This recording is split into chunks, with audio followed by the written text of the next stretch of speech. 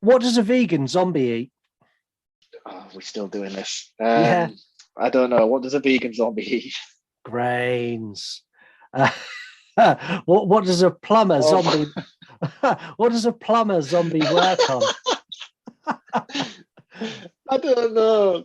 Drains. Oh no. How about a zombie conductor? Trains. Trains.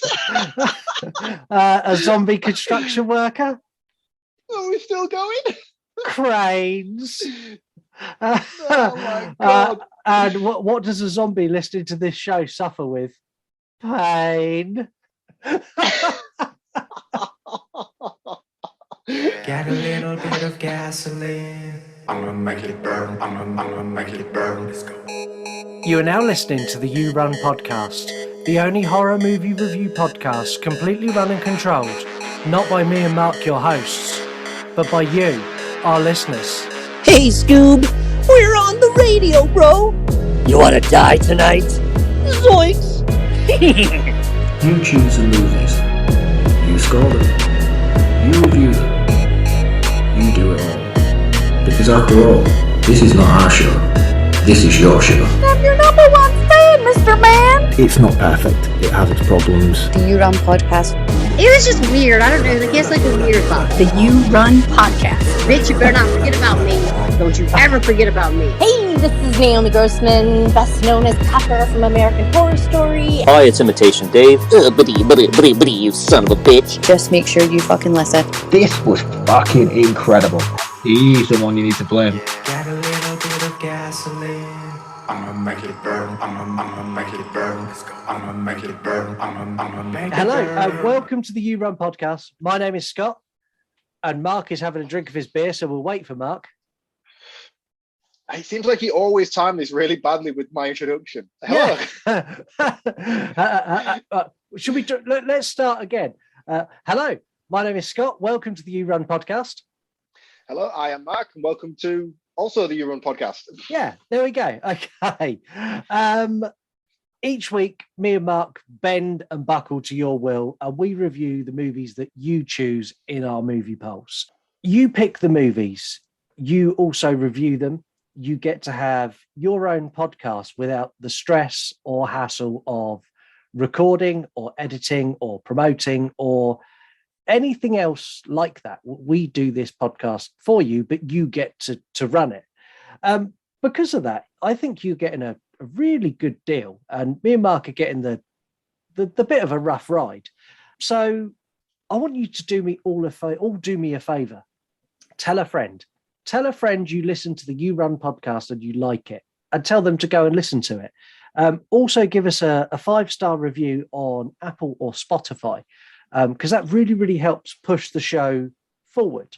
We even do a thing called recommended accounts, where we push your accounts, and whether it's a page you've got on Instagram, whether it's a podcast, a YouTube channel, an OnlyFans, a business, whatever it is, we will help you share your stuff too. We have a community here that we want you to be part of. And with that in mind, Check it out.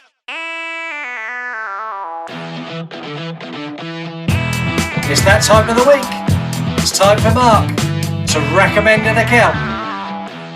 My recommended account this week is Velvet Horror. Pretty straightforward, not too hard to find. There's no weird variation of name on their handle on Instagram. It is literally Velvet Horror. This is an account that posts all things spooky and claims to be the #1 horror page on Instagram.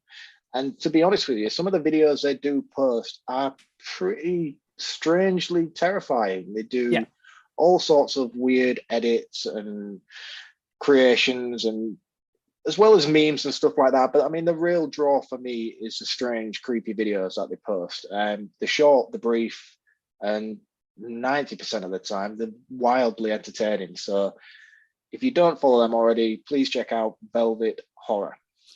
They posted a video this morning or yesterday morning.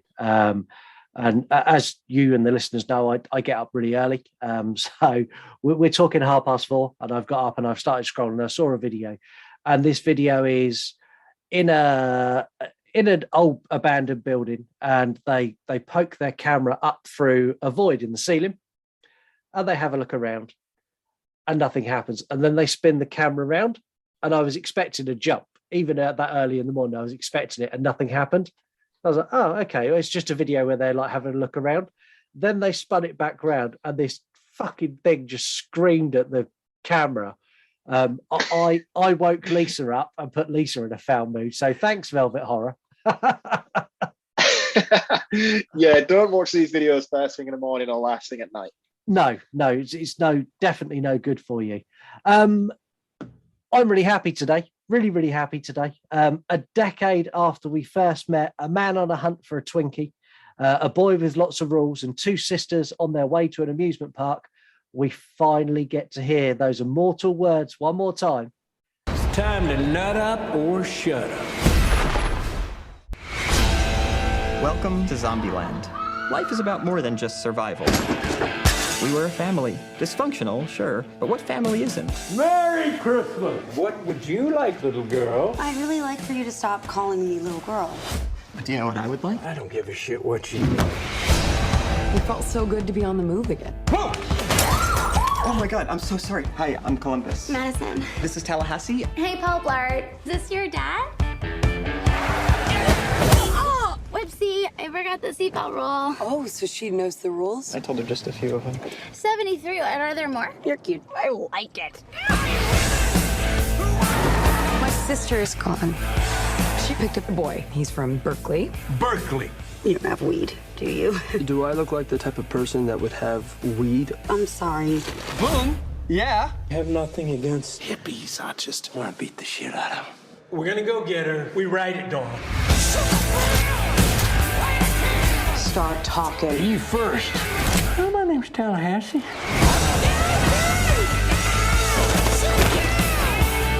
Die, zombie! Light 'em up!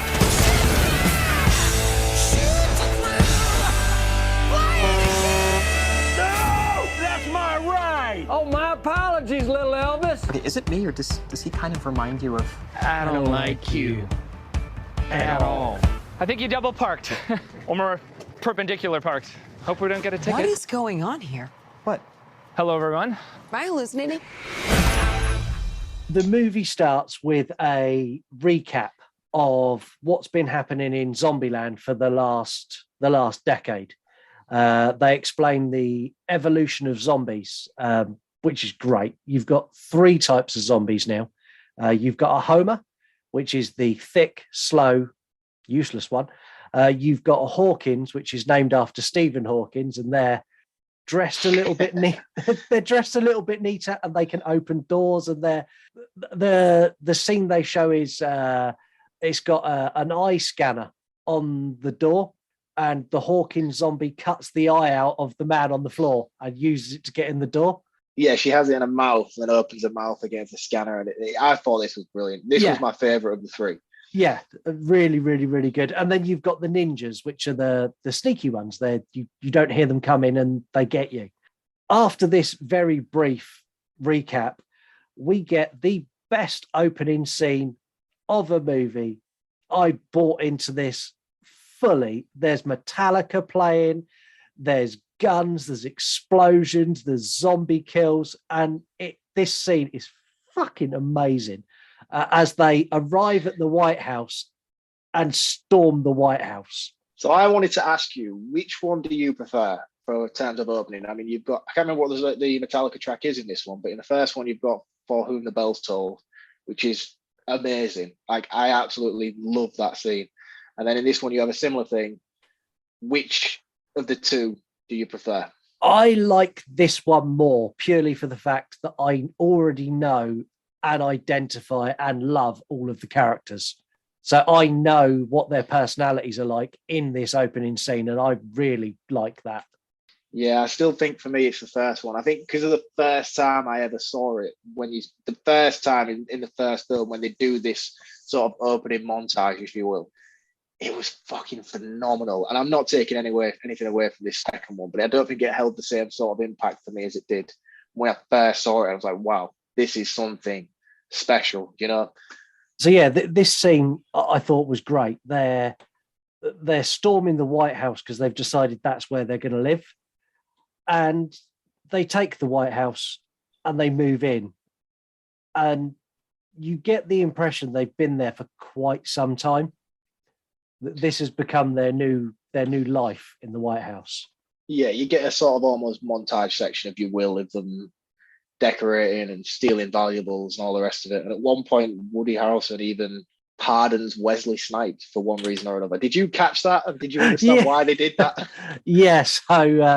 So Woody Harrelson sits in the president's chair, and then he gets a presidential pardon, and he pardons Wesley Snipes. So Wesley Snipes, after Blade 3, got done for tax fraud, which was he hadn't paid taxes since 95. So he owed millions of dollars in tax, and he left the United States and went and done some films abroad to make enough money to pay his tax bill. Oh, really? I didn't know that. Yeah, and him and Woody Harrelson are really good friends, so that was an in gag for them.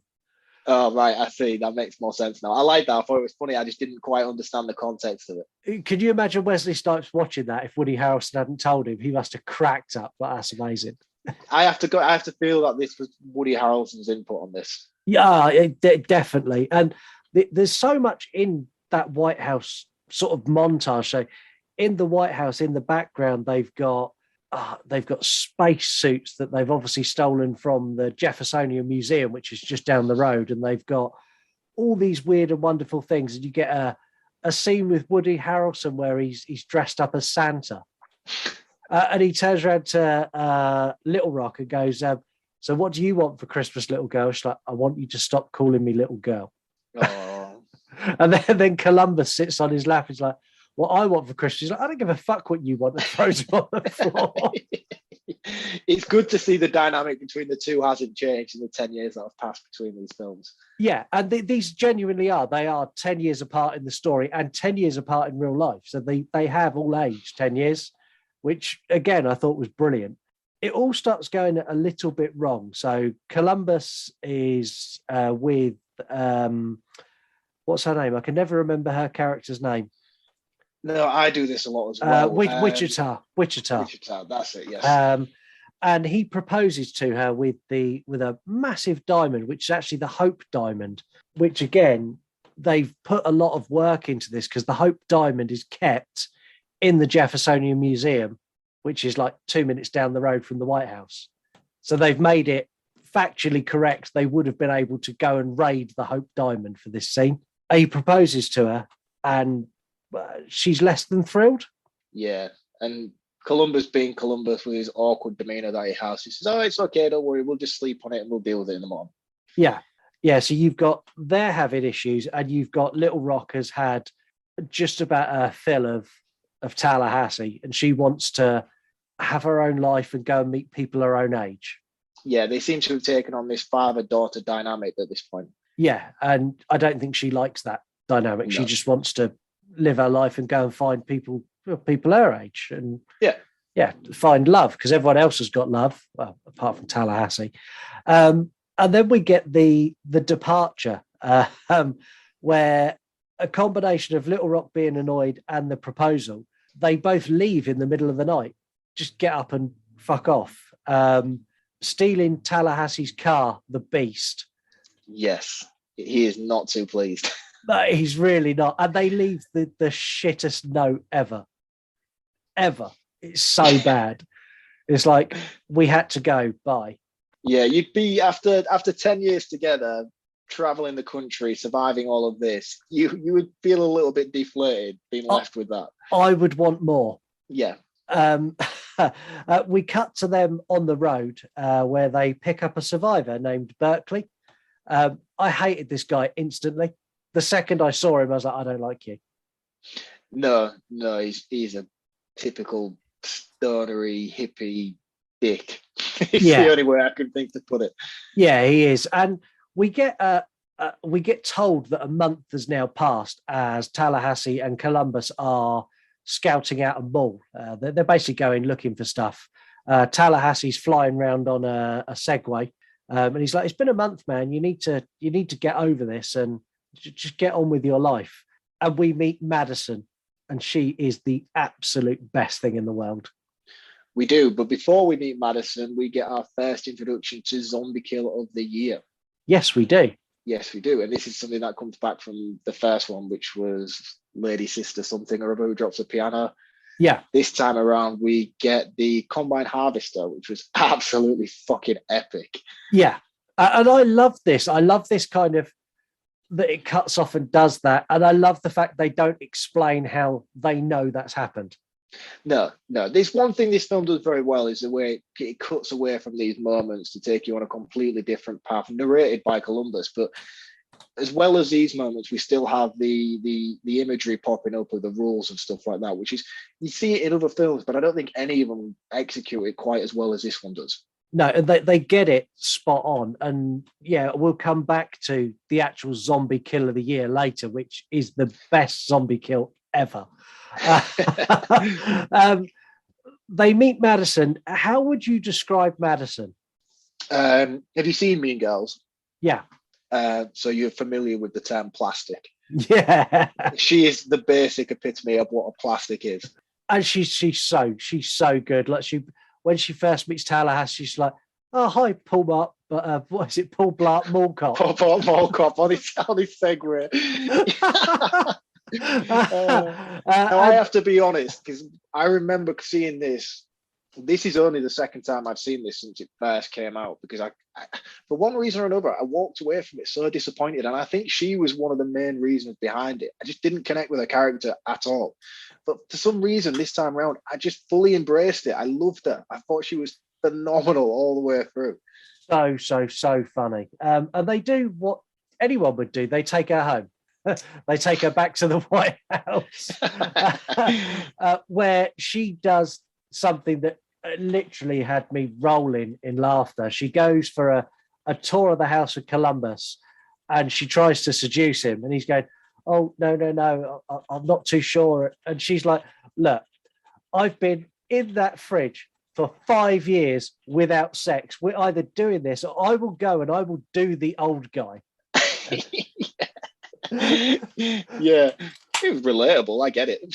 Yeah, and Columbus reacted exactly the same way as every man would have reacted. Okay, then, if I have to. Yeah, and we get another slight callback to the first where he says she's not quite the girl from apartment 406, but he goes through with it anyway. Yeah, and again, it cracked me up. And they go straight from that to you hearing bangs and bumps and a noise downstairs. And they go downstairs, and Wichita has come back, who was obviously with Columbus before she went, and she's come back to get guns. She explains to them that Little Rock has run off with Berkeley and the Beast. This is epic. And he just fucking flies off the handle. Tallahassee loses it, and then he calms himself down, and then she goes, "And he's a pacifist." And then Tallahassee just loses his shit. Woody Harrelson is so good in this, man. He's fantastic. He completely embodies that character in every possible way. He's fully in for it. And then I'm already laughing at this point, and then Madison walks down the stairs and meets Wichita. I just lost it. I was in absolute stitches, because Columbus is like, Wichita, Madison, Wichita. It's a very awkward interaction, but it's just so comedically well done. All of the timing in this is fantastic, and that's purely because the level of cast they've got in this is outstanding. Yeah. Do you think quite a lot of this is done on improvise? I think so. I think the level of actors they've got in this, I think it's very much they give them this is where we want it to go do it. And they'll do maybe like 4 or 5 different takes of it and then just pick the best one out. Yeah, I think so. We find out that Little Rock has gone to Graceland. So the 4 of them now, so that's Wichita, Columbus, Columbus's new girlfriend, or I don't know what you call her, friend with benefit, Madison, and Tallahassee, all go out to pursue them. And because the Beast has been taken, they have to go in a minivan. Yeah. This does not sit well with Tallahassee at all. No, and this is a recurring gag all the way through, and I love the fact they keep going back to it, and every time they do, he gets more and more pissed off. So they're out on the road, and Tallahassee is very insistent that they switch vehicles. We need to get out of this fucking minivan. And they spot an ice cream truck with a clown on the side, and Columbus is like, I don't do clowns, or a tour bus. So they go to get to the tour bus. Madison opens the door, setting the alarm off. Of course she does. Yeah. And you get zombies attack. I love this scene. Yeah, this was very, very cool. Very cool indeed. I like the way how organized they were, and they immediately was like, right, take point, and everyone just went off in their own direction and just got ready to just wipe the fuck out of all of them. Yeah. So you've got Columbus stood on top of the bus, and he's going 2 o'clock, 1 o'clock, 1:16, and they're kind of like, and I think there's a point where Tallahassee's like, keep it simple. Yeah, it's a very well organized operation. Yeah, and then we meet the fourth type of zombie that's not been mentioned up to this point. We meet the T-800 zombie. Yes. Named so because it's the Terminator of zombies, and this thing survives a double tap in the head multiple times before it finally keeps coming for him. Yeah, and I mean, this thing is getting bullet after bullet after bullet, and you can see in everybody's face at this point they're like, what the fuck is happening? Yeah. And then when they do finally finish it off, they're like, oh, that sucks, we don't need more of them. Yeah, and I mean, it was at this point that I realized how incredible the cast were. I mean, they're obviously a phenomenal cast at this point, but it's this scene in particular. They wipe out the T-800, and everyone, they all get an individual panning shot of the reaction to this new thing that's just approached them, and you can just see the level of quality that they bring to this production. And it's so strange as well, because it's not an Oscar-worthy film. It's very light-hearted, it's very silly, but it's just, they are so good. They are so good. Yeah, they are fantastic. And the next scene is straight into a laugh. They get into the tour bus, they go to drive it out of the car park, and the stinger strips or the spikes on the car park flatten the tires. And then they're back in square one. They're back in the minivan, because Columbus has flat out refused to use the clown ice cream truck. Before we move on, though, I just want to touch on this one kill in particular, because this was my favorite zombie kill in the full film. It's a moment where Columbus is on top of the bus and he doesn't notice a zombie coming from behind him. Yeah. And as it starts charging, he sort of ducks and it jumps over him. And as it's falling over the front of the bus, literally everybody turns and just starts unloading on it. And it just falls and hits the floor and it bends in double. And it looked amazing. There's one thing I particularly appreciated about this, like, nothing is done. And if it is done CGI, it looks very, very good. Yeah, everything in this, they've put in a lot of time and a lot of effort. This is not it's not a funny zombie film that's just been thrown together. They've really put production value into this. Even the set locations, the dilapidation, is that even the correct word? Yeah, I know what you mean. Yeah, we know where we're going with it. Even that, as of the sets, is just incredibly, like, you take in so much note and time to make it look as if 10 years has genuinely passed. Yeah, you are. We get a quick update from Little Rock and Berkeley, as they're now on the road smoking weed, and he's singing songs and claiming responsibility that they're his. When I can't remember what the song is, but it's a famous song, and he's like, yeah, I wrote that, man. I just hate the Beatles song, was it? I just hate him so much. Yeah. Everyone's back in the minivan, and Madison gets sick. She starts looking really ill. She starts throwing up. They pull over and make the decision that she's turning. She's obviously been bitten in the attack. She's wandering off into the woods, and Columbus follows her out. And yeah, you hear a gunfire, and yeah, that's the end of Madison. The conversation between who should wipe her out was very, very funny at this point in the car. Yeah, really. And the Columbus is almost like, it's fine. She's my problem. I'll deal with it. I'll do Even it. though you can tell that both Wichita and Tallahassee would love to be taking this opportunity. Yeah, there's a queue, and Columbus is not in the queue, but Columbus is going to do it. They arrive at Graceland, which is now in rubble, and Tallahassee has another little meltdown where he's like, "I can't even look at this. Just drive me away. Take me away from here." And they stumble on the Hound Dog Hotel, which is lit up like Vegas with all these cheesy neon lights. They go in, they find Elvis's blue suede shoes, they find Elvis's one of his costumes, and then we meet Nevada, who starts off by going, "Oh my God, I almost pulled a Murray on you." This was fucking hilarious. This was the best bit of the film for me. I really, really laughed out loud a lot. Such a callback to the original. So if you've not seen Zombieland, they inadvertently kill Bill Murray by mistaking him for a zombie. And this is, in the world of Zombieland, this has now become a thing. If you kill someone who you think was a zombie, but they're not, you've done a Murray. And it's Columbus who's done it. And then he's like, "Oh, yeah. So, like, what does that mean?" Yeah. He's like, "Oh, God, if I ever found out who was the guy who killed Bill Murray, I would be so mad." Yeah. She says that Little Rock and Berkeley have already left, but they've left the Beast. Shortly after this, there's sort of a Tallahassee and Nevada bond over their love of Elvis. And yeah, shortly after, they get it on. They're knocking boots. Yes. We cut to Little Rock and Berkeley as they arrive at Babylon. So Babylon is my idea of hell. Yeah, this is a strange place. Yeah, it's a group of younger people, big group of younger people who are pacifists, and they don't believe in guns, and there's no violence. And when they arrive, they take their guns off them and they melt them down into necklaces.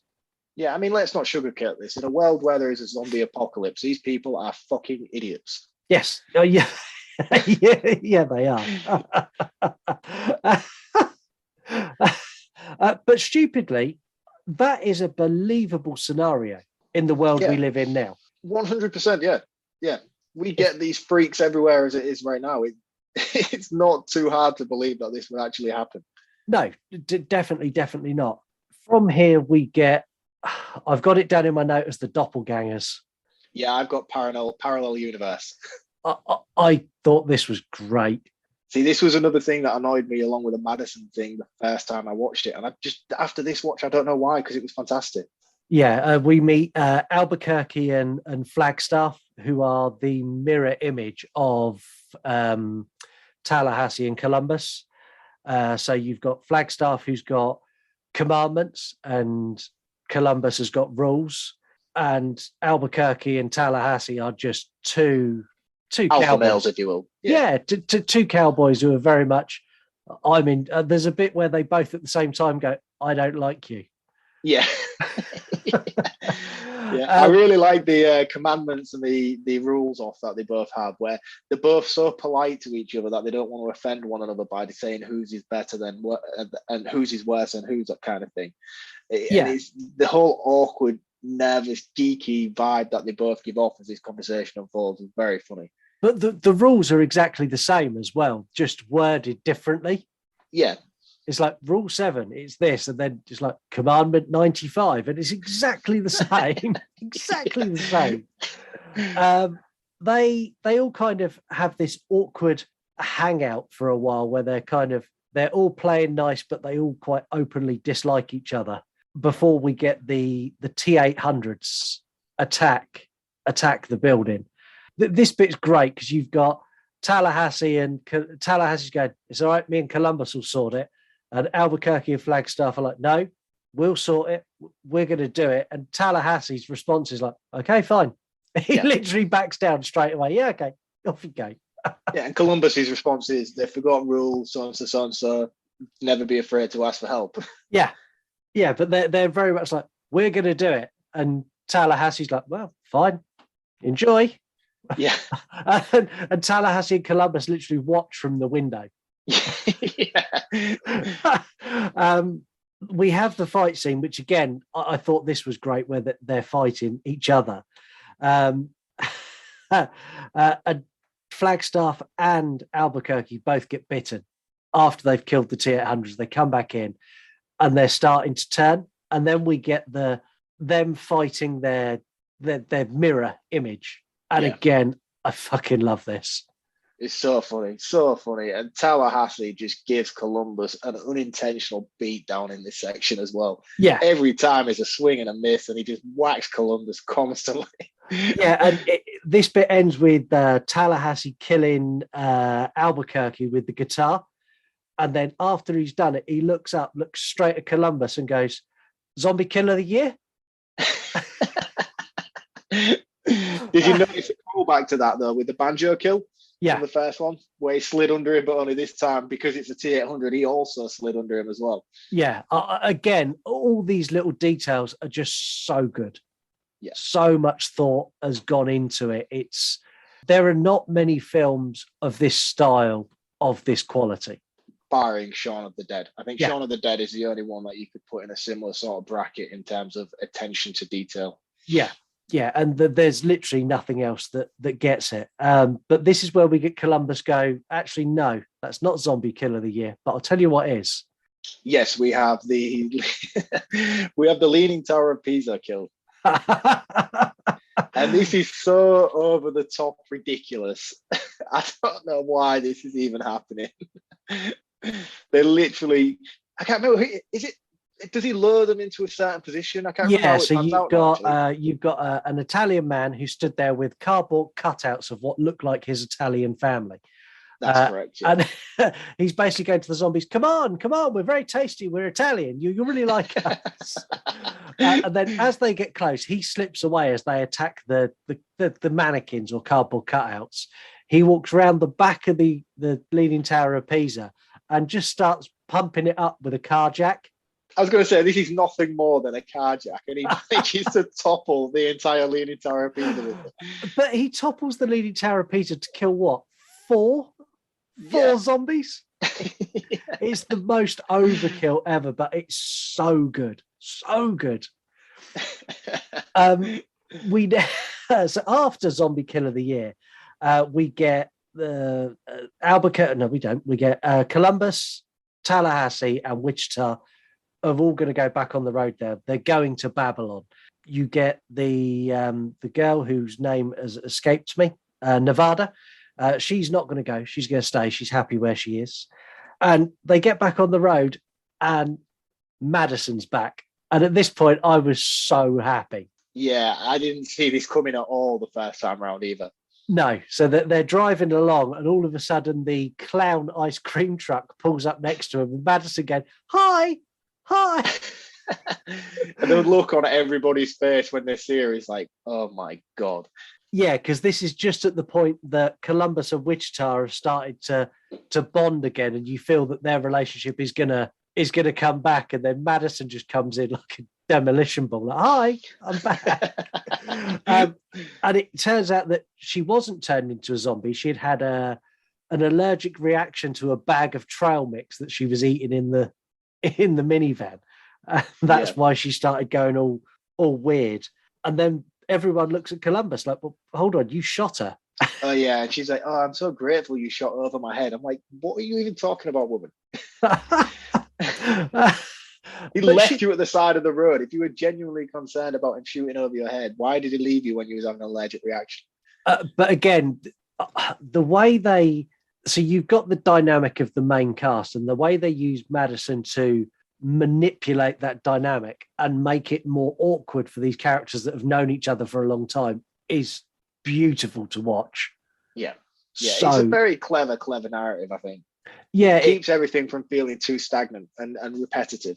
Yeah, because by adding Madison, they've added a new element that doesn't just, it's not just we're going to put a new character in for having a new character.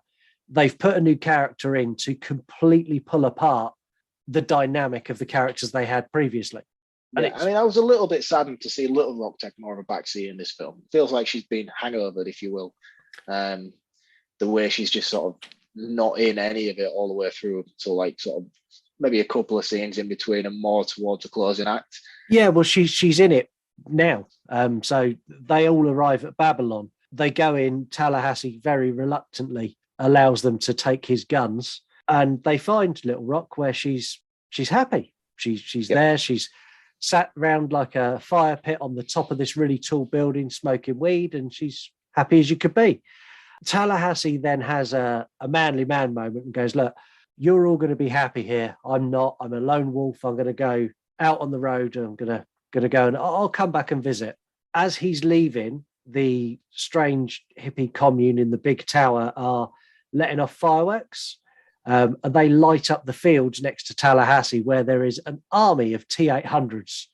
A horde, a literal horde of them. Yeah, going towards the fireworks. So Tallahassee quickly spins the car around and goes back, and they come up with Plan A, which this plan's amazing. Yeah, I really like this a lot, actually.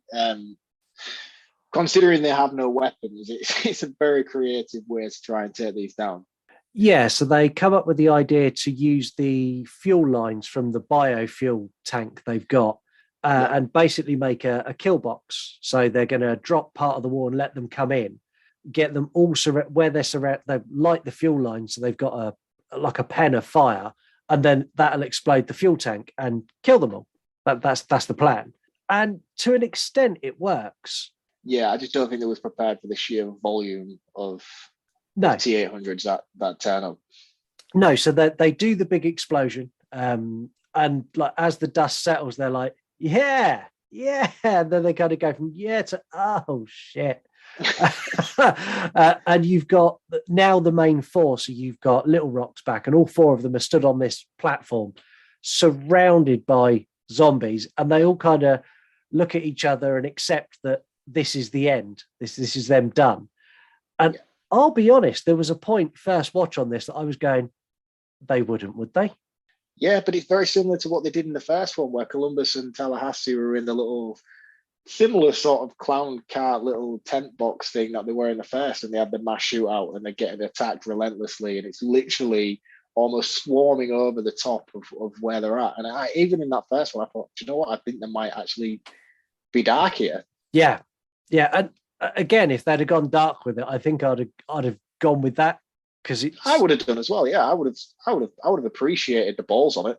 But they don't go dark. They go Nevada in a monster truck. So earlier, when Flagstaff and the other guy turned up, and Albuquerque, they turned up in a monster truck and parked it on top of the Beast.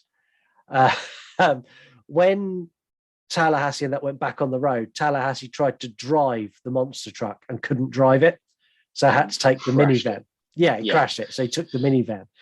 You've now got Nevada has basically, like, monster truck jumped this over the wall, has taken out like 30 zombies and pulls up next to them and goes, get in, and then continues to kill all of them. And we get the bit where he brings back the rule. He's like, buckle up, and the rule pops up and he clips himself in. Quality, absolutely quality. They go to Plan B as Plan A didn't work, and Plan B is fucking stupid plan. Is this Tallahassee's native Blackfoot buffalo run?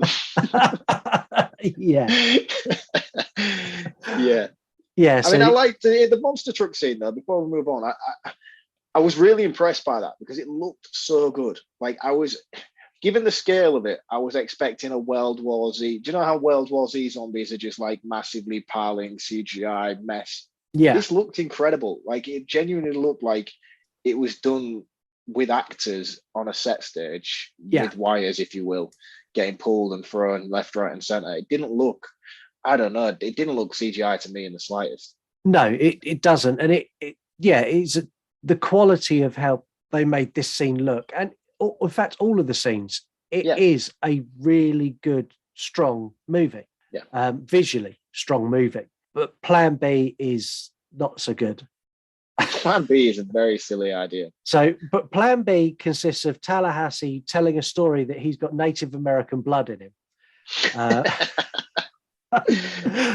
And what he's going to do is he wants everyone in the tower to make a wall of like metal, like holding almost like shields in a line leading from the door at the top of the building out to the roof, where there's a crane with a hook hanging. Tallahassee is going to run up through the building, leading all the zombies, run down that corridor, jump and grab the hook. And all the zombies are going to fall off the building. I mean, fair play to him. It kind of works. Yeah, it's just, at what point did that pop into his head? I've got an idea. Yeah, it's certainly not something I would consider doing. No, but he follows it through, and just as you think he succeeded, there is a couple of zombies still stuck on his leg, and he can't get them off. And then Little Rock pulls out a gun and shoots the zombie off his leg. And this was a gun that Tallahassee gave her right at the very beginning when they were doing Christmas.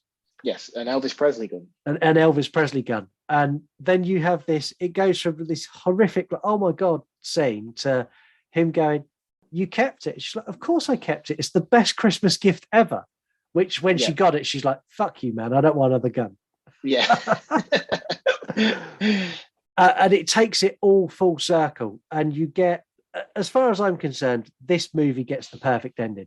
Are we talking about this or are we talking about the after credit scene? No, we're talking about this. We'll get to the after credit scene because that's also, I'll let you take the after credit scene all on your own. So the perfect ending, you've got Wichita accepts the proposal from Columbus. Little Brock breaks up with Berkeley so he can get with Madison, and Nevada is now with Tallahassee. So it's kind of got that family dynamic back, and now Nevada's been added to that.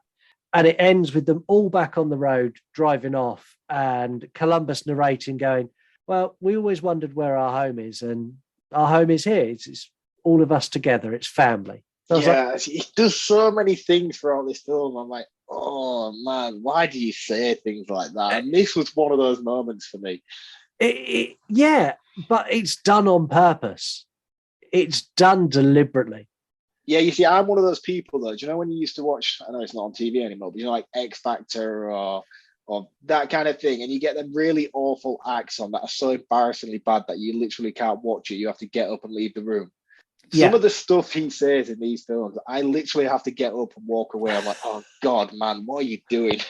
The thing is though, whenever they do this kind of almost like over the top soppy speaking, they always follow it with something special and take it away. What happens in the post credits, Mark? Oh yes, so we get a flashback to the almighty Bill Murray at his Garfield 3 promotion. We basically, I can't remember what happens in the narration. Is it Columbus? Does he explain? Yeah, it's Columbus explaining what happened to Bill Murray. Does he basically say as an apology that he feels like this is a deserve? I can't remember the outcome and the reason why, but he basically apologizes for killing Bill Murray and then says, "Here you go." Yeah, and it's Bill Murray's, when the outbreak first started, Bill Murray's initial reactions to it. Yeah, and he is incredible. He's absolutely incredible in this scene. He literally picks up a chair and he's just whistling around, wiping out zombies left, right, and center, chucking plates, boshing chairs. It's fantastic. This for me, and as great as this film is, this is a cherry on the cake at the end. Bill Murray in the first one was outstanding. And when I thought he was a zombie in the first one, and then he's not, I was like, this is so clever, such clever writing, so well done. And when I saw he was on the cast list for the second, I was like, how does that happen? And then how I saw how they brought him into it, I was like, that's fantastic. There's no need for that scene there, but I'm so pleased it's there. Yeah, I hope he lives long enough to make it to the third. Yeah, because it wouldn't be a third without him in it. No, so this is a trilogy, and we will talk about that in facts, but there is another one, and it is going to happen. But before we get there, what do you think of this film?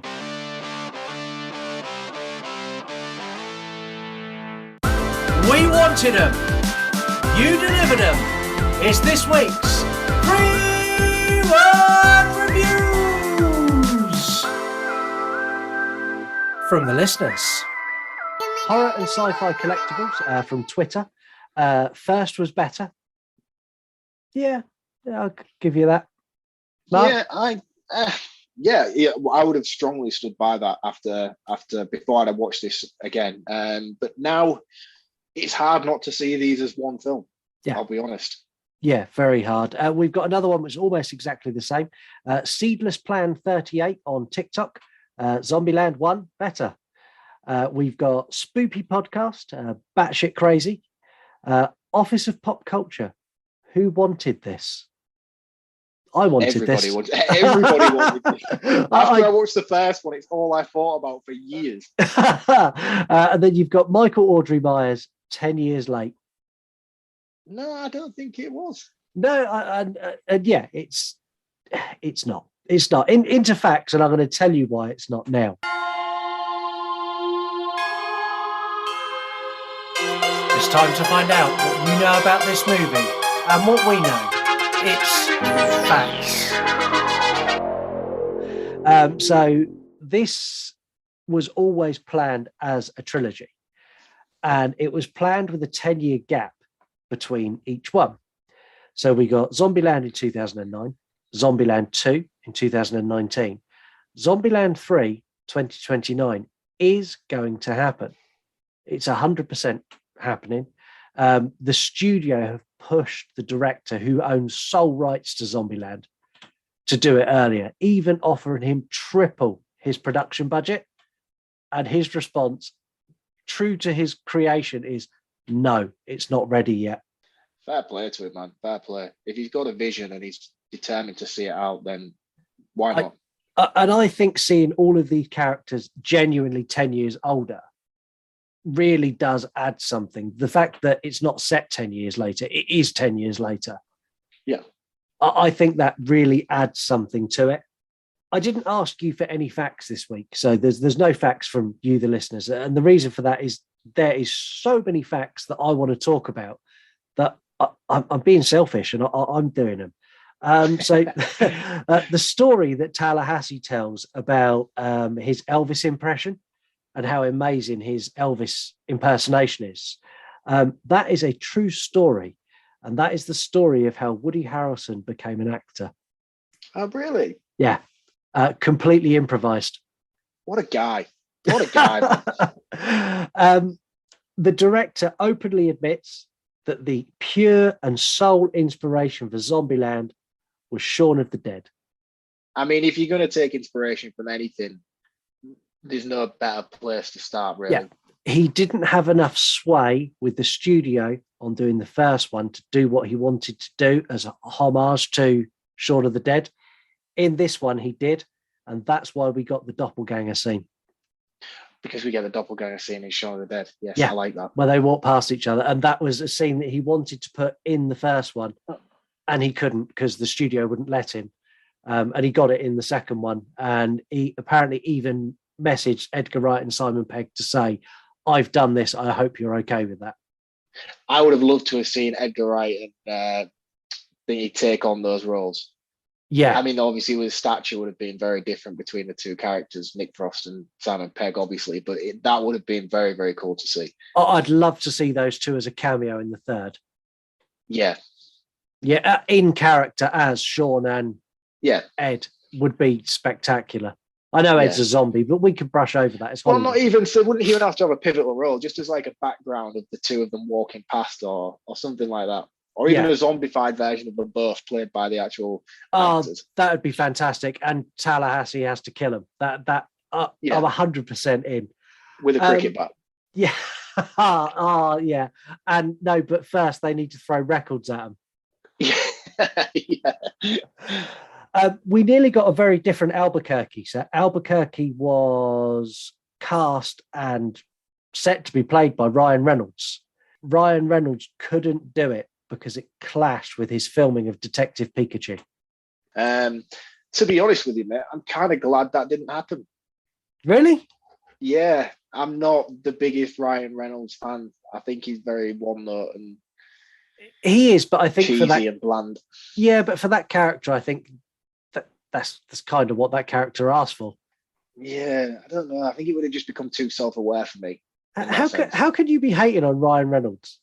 I just don't get it. I don't get the hype. I just think he's the same in everything, barring Deadpool, and it's only because he's wearing a mask. If he wasn't wearing a mask, it would literally just be Ryan Reynolds in everything.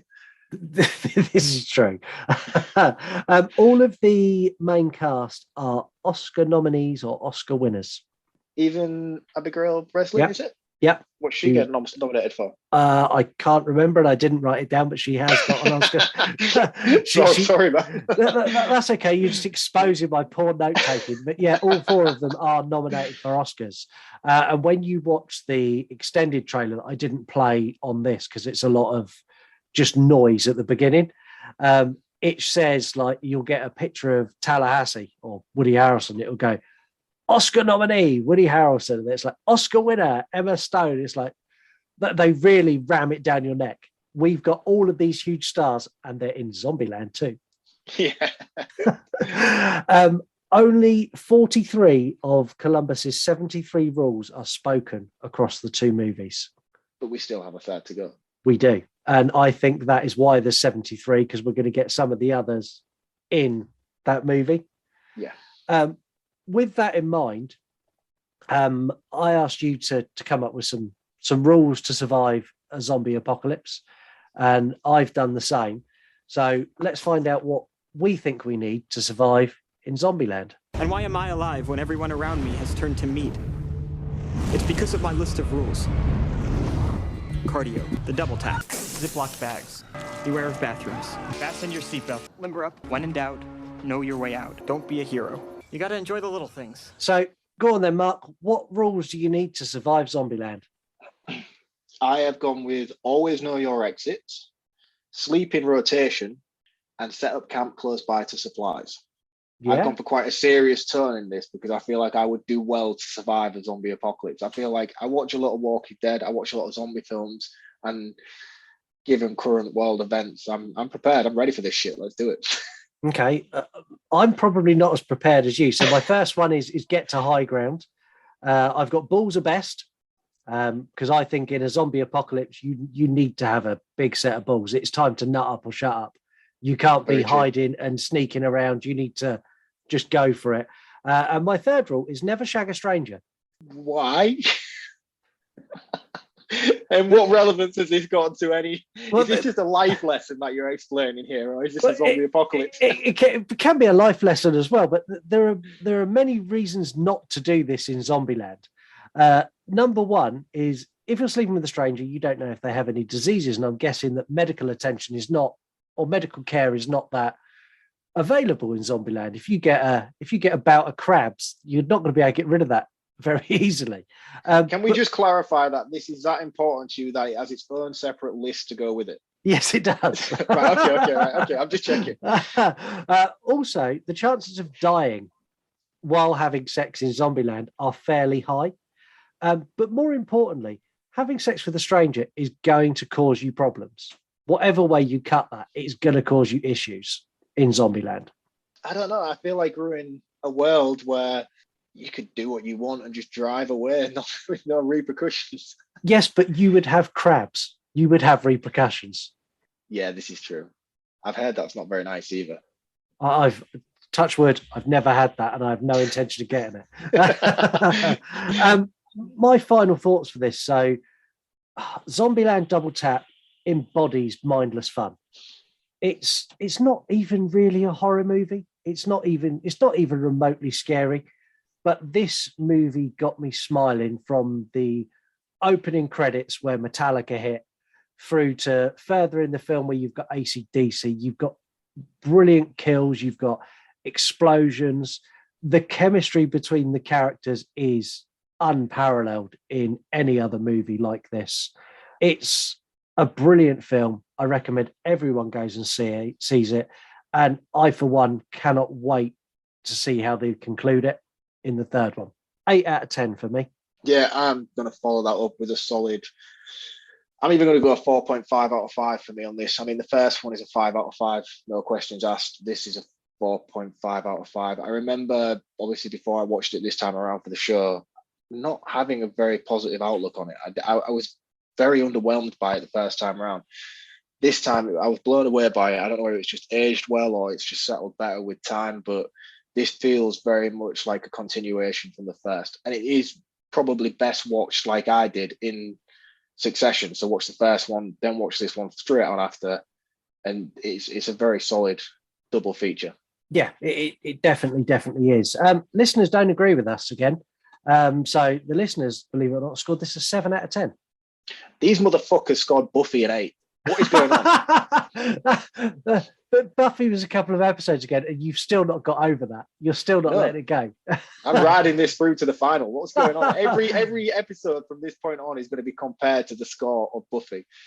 So they scored this a 7 out of 10. And I would say anyone who scored this lower than an 8, go and give it a rewatch. I think it needs a rewatch for you. Yeah, and you might be like me, who's come away from it after your initial viewing when it first came out and feeling a little bit deflated. I think if you do go back and give it a second chance, you will be pleasantly surprised by it. Yeah, I'd agree with that.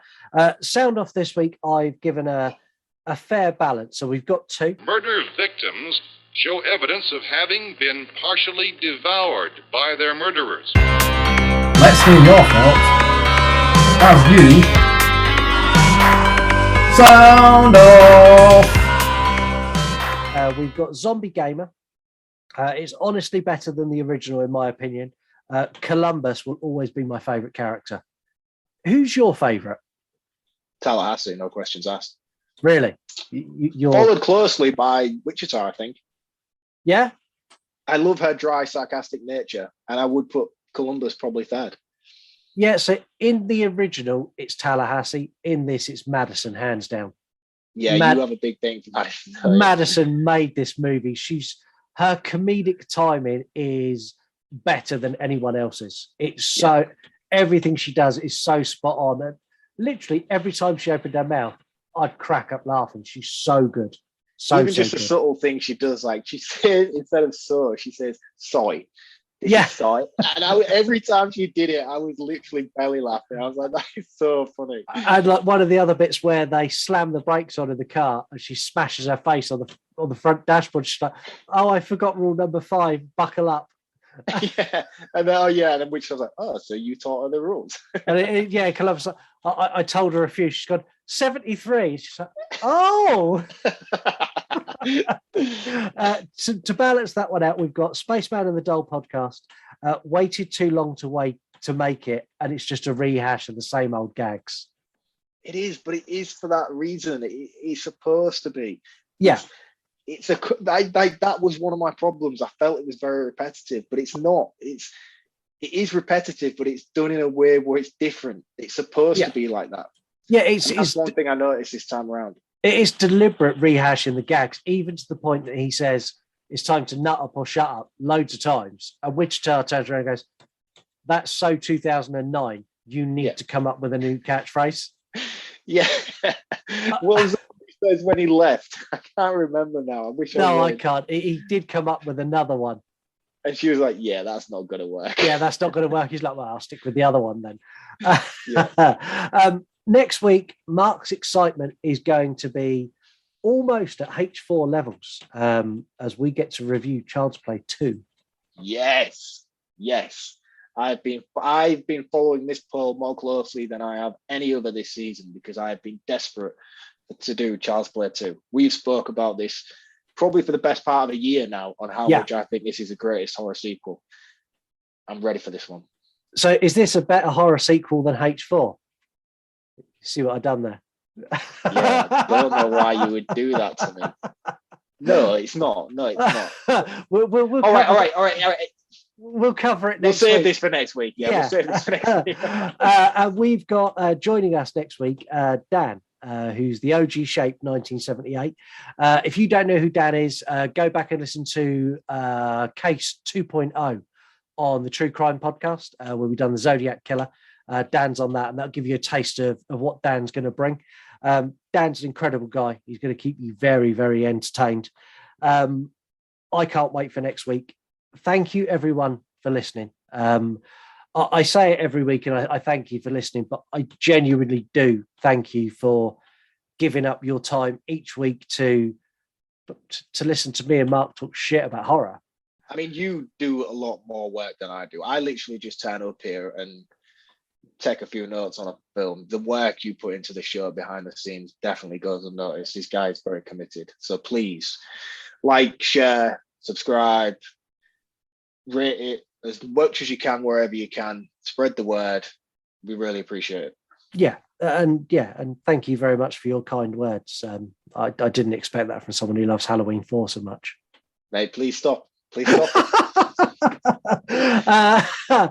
Thank you very much for listening. I've been Scott. He's been Mark. I've been Mark. Yeah, and we'll catch That's you. my line. That is your line. Go on, you can take it. I'm Mark. Oh, no, that's not my line. That's not your line. We'll catch you all next week. You want to die tonight?